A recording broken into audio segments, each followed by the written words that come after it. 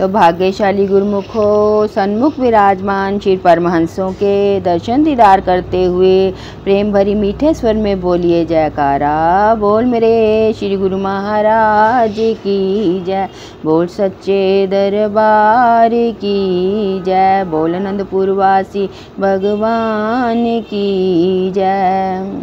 गुरुमुखो, मैं आपको एक बहुत प्यारा छोटा सा सत्संग सुनाने जा रही हूँ। आप बहुत प्यार से सुनिए। संत चरणदास जी का प्रसंग चल रहा है।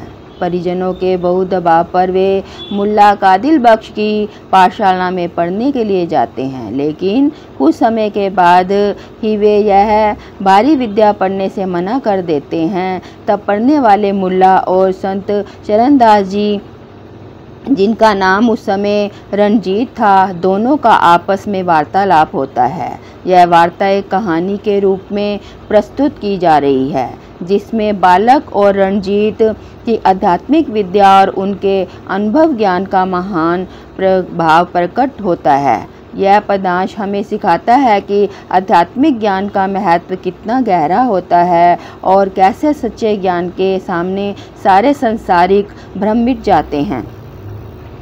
सच्चे ज्ञान का महत्व। ज्ञान के बिना ईश्वर को नहीं पाया जा सकता और सच्चा ज्ञान ईश्वर की पहचान कराता है। ऐसे आध्यात्मिक ज्ञान के माध्यम से ही संतजन ईश्वर से जुड़े होते हैं। बालक संत रणजीत का ज्ञान। यह ज्ञान एक ऐसा सच्चा ज्ञान है जो संभाविक और स्वतः सिद्ध है। यह ज्ञान उन्हें बिना किसी औपचारिकता शिक्षा के प्राप्त किया गया है। पाठशाला में पढ़ाने वाले मुल्ला कादिल बख्श संत रणजीत की विद्या और उनके ज्ञान से प्रभावित होते हैं तथा उन्हें सच्चा और दिव्य पुरुष मान लेते हैं। मुल्ला का हृदय परिवर्तन। मुल्ला रणजीत के ज्ञान से प्रभावित होकर उसे सच्चे ज्ञान के रूप में स्वीकार करते हैं और पहले की अपनी डांट झपट वाली भूलों के लिए उनसे माफ़ी मांगते हैं। गुरुमुखो, अंत में मुल्ला कादिल बख्श बालक संत रणजीत के ज्ञान को मान्यता देते हैं और उन्हें गुरु पीर मानकर उनके आगे झुक जाते हैं। यह पदांश हमें प्रेरित करता है कि सच्चा ज्ञान और सच्ची विद्या ही जीवन में सच्ची दिशा प्रदान करती है और हमें ईश्वर के निकट ले जाती है।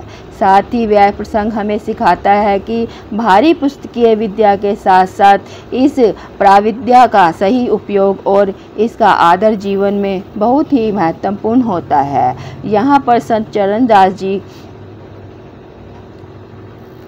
कथन करते हैं, केवल आध्यात्मिक विद्या का अध्ययन ही करना है, जिससे किसी प्रकार की ना तो कोई चिंता है और ना ही कोई बाधा।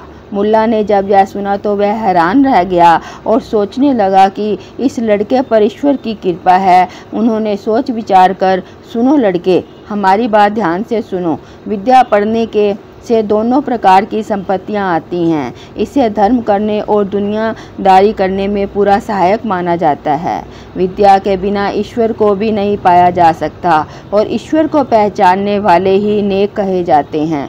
पहले जो बड़े औलिया संत हुए हैं, उन्होंने विद्या के माध्यम से ही ईश्वर से संबंध स्थापित किए हैं। इसके साथ ही विद्या से ही व्यक्ति विद्वान और समझदार बनता है, जिसका आदर सब लोग करते हैं। इसीलिए ध्यान से विद्या पढ़ो। मेरी बात को समझकर धैर्य से साथ पढ़ाई करो और ज्ञान प्राप्त करो।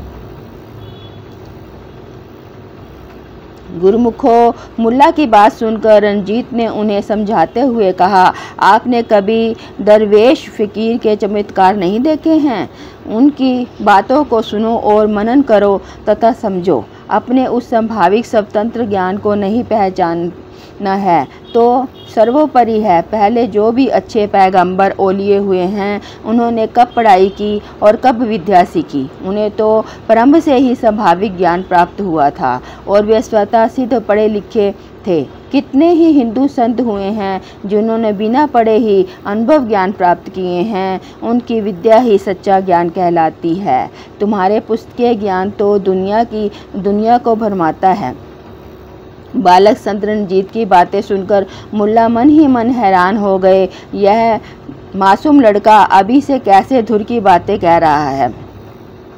बोलो जयकारा बोल मेरे श्री गुरु महाराज की जय। बोल सच्चे दरबार की जय।